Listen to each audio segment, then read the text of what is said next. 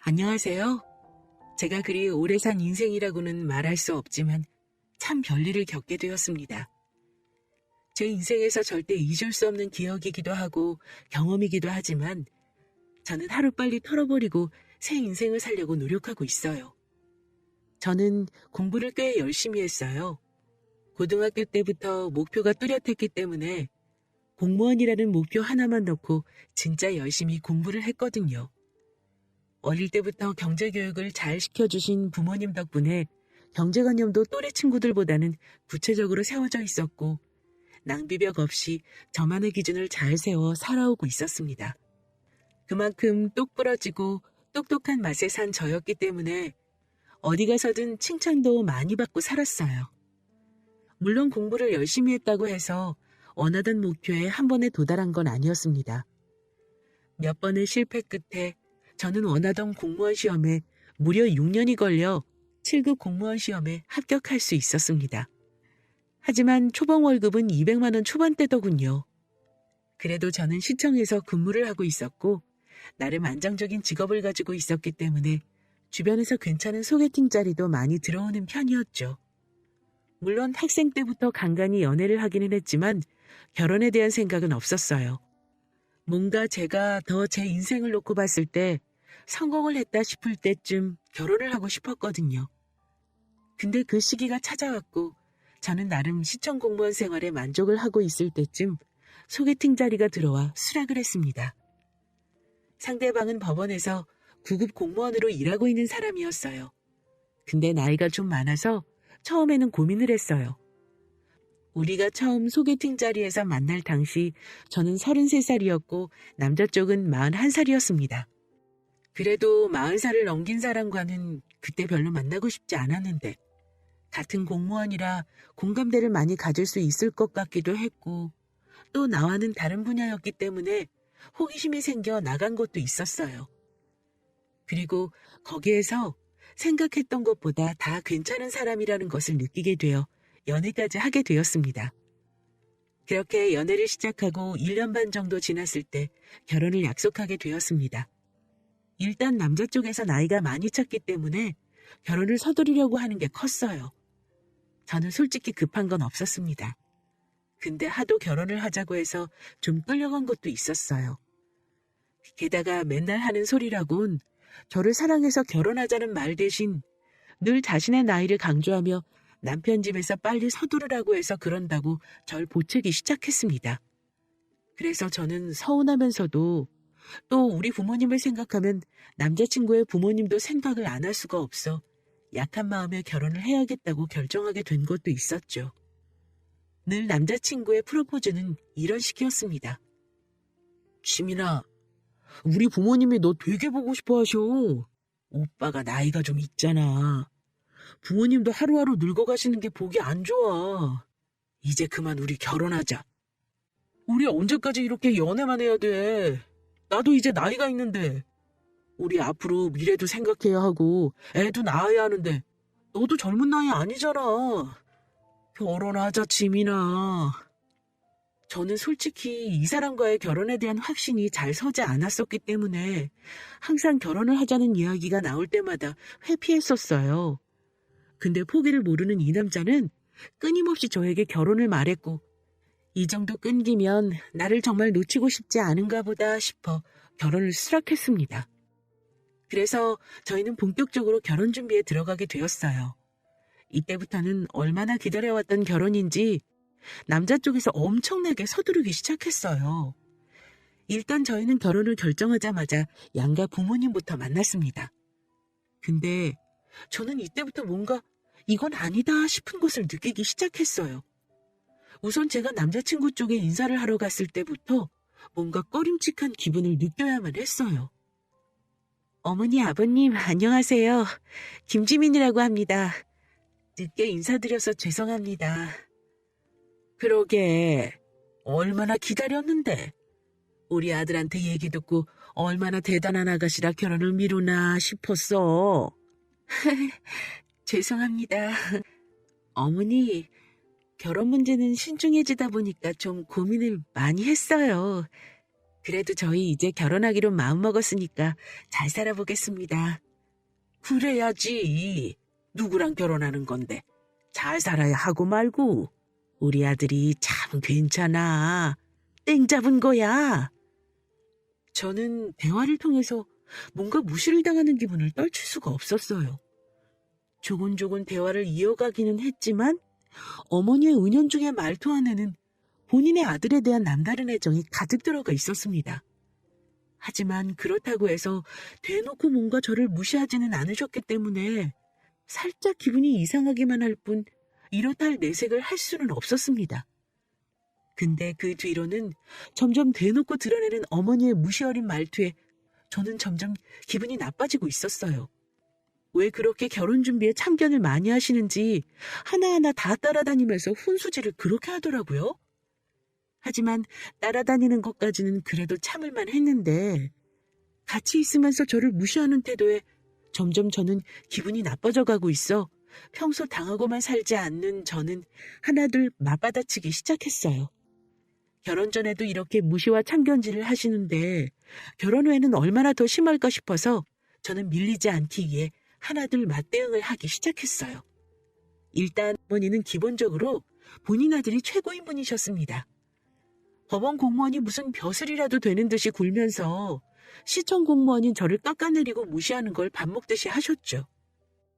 근데 얘, 너는 왜 그렇게 맨날 바쁘다니?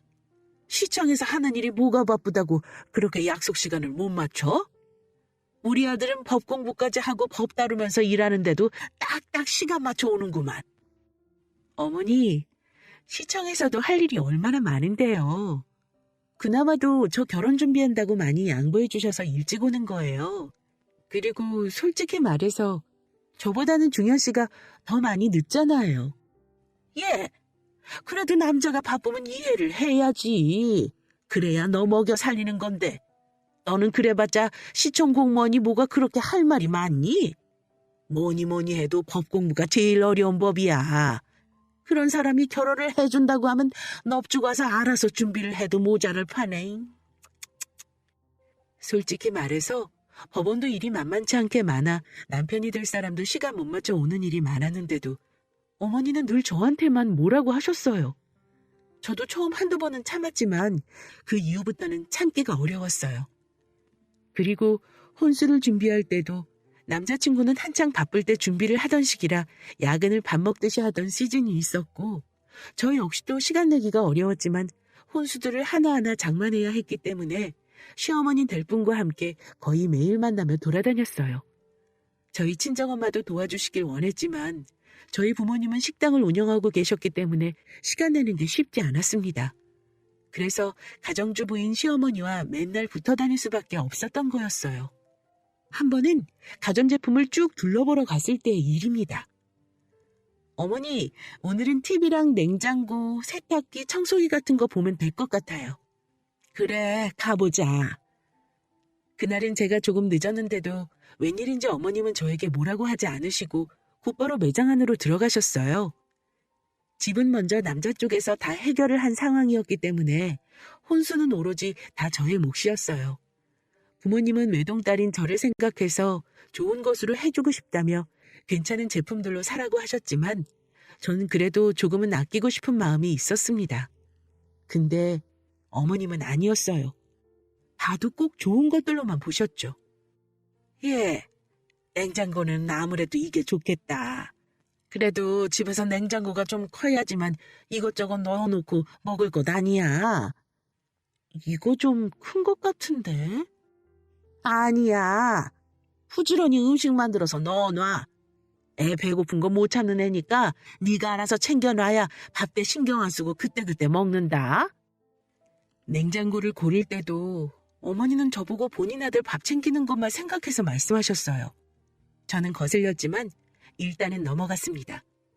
문제는 김치 냉장고였어요.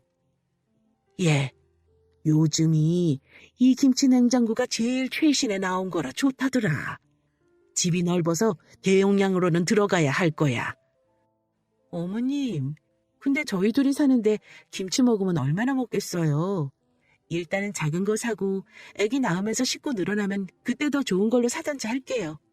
이미 냉장고도 큰 걸로 골랐잖아요. 어머? 무슨 소리야? 우리 아들이 김치를 얼마나 좋아하는데. 너도 만나서 매번 밥 같이 먹으니까 알 거 아니니. 얘는 김치 없으면 밥도 못 먹는 애야. 어머니는 이번에도 본인 애들 위주였습니다. 분명히 저희 집에 들어가기에는 터무니없이 용량이 큰데도 불구하고 어머니는 굳고 491리터짜리를 사야 한다고 고집을 피우셨어요. 그래도 이건 못 사요, 어머니. 집이 넓어도 들어갈 자리 없어요. 혼자서 무슨 1년 365일 밥 먹을 것도 아니고 김치가 그만큼 들어갈 것도 아니니까 이건 안 되겠어요. 죄송합니다. 야, 내가 집도 했으면 그에 맞는 물건들로 들여놔야 할 것 아냐? 명색이. 법 공무원인데 집에 집들이라도 들어와 봐라. 터무니없는 물건들 가져다 놓으면 뭐라고 생각하겠어, 사람들이. 적당한 거 잘 샀다고 생각하겠죠. 이건 안 돼요. 저 이것보다 더 작은 걸로 살게요. 대신에 몇 끼니마다 김치 안 떨어지게 잘 올려놓을 테니까 그건 걱정하지 마세요. 저의 고집에 어머니는 콧방귀를 뀌면서 다른 제품을 보러 가셨습니다. 저는 벌써부터 머리가 아픈 듯 했지만 일단은 김치냉장고 하나는 제 고집을 지킨 것에 대해서 만족했어요. 그 이후로도 몇 번의 마찰이 있었지만 적당히 제가 사야 할 것은 사고 거부할 것은 거부하면서 잘 마무리했습니다. 근데 지치지 않는 어머니의 무시근성은 거기에서 그치지 않고 점점 도를 넘어가고 있었습니다. 결혼 준비가 어느 정도 마무리되어 갈 때쯤이었어요. 결혼을 거의 한 달을 앞두고 있었을 때였어요. 예비 시아버지의 생신이 다가왔고 남자친구는 저를 가족 식사에 초대했어요. 그리고 그날 진짜 얼토당토 않는 말을 예비 시모에게 들었습니다. 한창 밥을 먹고 있을 때였어요. 고급 소고기집에서 나름 만족하며 밥을 먹고 있는데 대뜸 시어머니가 한마디를 건네셨습니다. 예, 니네 결혼하면 경제권은 남편한테 줘라. 명색이 박간이라는 사람인데 창피하게 아내한테 용돈 받아가면서 산다고 말할 수는 없잖니? 게다가 법 공부 안 해라 똑똑하게 관리 잘할 거야. 어머니, 그런 건 저희가 알아서 할게요. 저도 시청에서 돈 만지는 일 수도 없이 해요. 오히려 회계 관리는 제가 더 잘하니까 그건 저희가 상의하면서 결정하면 될 것 같아요. 이게 또 꼬박꼬박 말대꾸 하네? 그걸 누가 몰라서 얘기한다니? 그래도 법 공부가 얼마나 어려운 건데. 너보다는 우리 아들 머리가 더 똑똑해. 어머니, 여기에서 또 그 얘기가 왜 나와요? 그렇게 따지면 직급은 제가 더 높아요. 저는 시청에서 7급 공무원으로 일하지만 이 사람은 아직 9급 공무원이잖아요. 게다가 늦게 공부해서 들어간 사람이라 호봉제 다 따져도 제 월급 못 따라와요. 7급 공무원 아무나 되는 줄 아세요? 너 지금 말 다 했니? 그래도 어디 법 공부하는 게 쉬운 줄 알아? 누가 쉽다고 했나요, 어머니? 법 공부 어렵게 하는 것만큼이나 7급 공무원 되는 것도 쉽지 않다고 말씀드린 것뿐이에요. 그래, 너 잘나서 좋겠다. 어머님은 제 말발에 이기지는 못하셨어요. 저도 어디 가서 말로는 지는 성격이 아니었기 때문에 이번에도 어머님의 무시에 호락호락하게 넘어가지 않았습니다. 하지만 거기에서 어머니의 만행은 그치지 않았어요. 진짜 최악까지 경험하고 나서 저는 특단의 조치를 취했어요. 살벌한 기싸움이 끝난 후에 식사 자리가 여차저차해서 끝났습니다. 언제나 시어머니와의 만남은 불편했지만 그날만큼은 저도 기분이 썩 좋지 않았어요. 근데 더 가관인 사건이 일어나게 된 거죠. 어머니는 계산하는 자리에서 다짜고짜 저에게 얼토당토 않는 요구를 하셨습니다. 예, 너 월급 많다고 했지? 오늘 네 예비 시아버지 될 사람 위해서 만난 자리니까 한번 사. 밥값도 생각보다 얼마 안 나왔네. 네? 아니 갑자기 계산을 하라고요? 어머니 밥값만 40만 원인데요? 그래. 왜? 어렵니? 네 남편 될 사람보다 월급 많이 받는다고 요새 떨 때는 언제고 이거 내는 거 아까워? 그래? 나도 좀 얻어먹어보자. 돈 많은 며느리한테. 그건 싫은데요. 제가 사드리고 싶은 마음으로 사야지 이렇게 억지로는 누구도 기쁘지 않을 것 같아서요. 다음에 낼게요. 오늘은 어머님이 계산해 주세요. 뭐야? 아니, 이 되바라진 게 너 진짜 이따구로 자꾸 말대꾸 할 거야? 말대꾸 하는 게 아니라 제가 할 말을 하는 거예요. 어머니가 자꾸 저 무시하시잖아요. 저도 우리 부모님 귀한 외동딸인데 어머님 한 번이라도 저 위해서 말씀하신 적 있으셨어요? 항상 본인 아들이 최고셨지. 저는 이번에는 지지 않고 큰 소리를 내며 맞대응 쳤습니다. 그러자 어머니도 흥분하는 게 점점 느껴졌어요. 이게 진짜... 야, 너 말이면 다인 줄 알아? 이게 어디서 자꾸 말대꾸야, 말대꾸는! 어머니는 결국 본인 분에 못 참아 저의 뺨을 때리셨습니다. 저는 너무나 어이가 없어서 참지 않고 더 화를 냈어요. 지금 저 때리셨어요? 어디다가 손찌검을 하시는 거예요? 제가 화를 내자 갑자기 옆에 있다가 안절부절하던 남자친구는 제가 어머니에게 더 화를 내는 모습을 보더니 이 일을 빨리 수습해야겠다고만 생각을 했는지 몰라도 본인 엄마 편을 들면서 저를 나무랐습니다. 야, 너 제정신이야? 어떻게 어른한테 큰 소리를 쳐? 얼른 죄송하다고 말씀드려. 그게 무슨 버릇없는 태도냐고. 뭐야? 오빠는 지금 내가 어머니한테 뺨 맞은 거 보고도 그런 소리가 나와? 그래도 어른이 말씀하시면 들어야 할 것 아니야.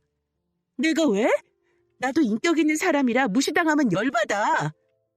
이게 진짜 끝까지. 야, 이 싸가지 없는 년아. 그냥 잘못했다고 빌라고. 남자친구는 제가 수그리지 않자 이번엔 진짜로 흥분을 했는지 욕을 해대기 시작했습니다. 저는 어이가 없는 데다 너무 열받아 제가 예비시모에게 당한 것처럼 남자친구의 뺨을 때려버리고 말았어요. 그리고는 그 자리를 박차고 나와버렸고 그 다음날 남자친구를 만나지도 않은 채 문자로 파혼을 통보해버렸죠. 나 너 같은 새끼랑 결혼 못해. 니네 집구석도 다 싫으니까 파혼해. 절대 연락하지 마. 저는 딱 이 문장 하나 남겨놓고는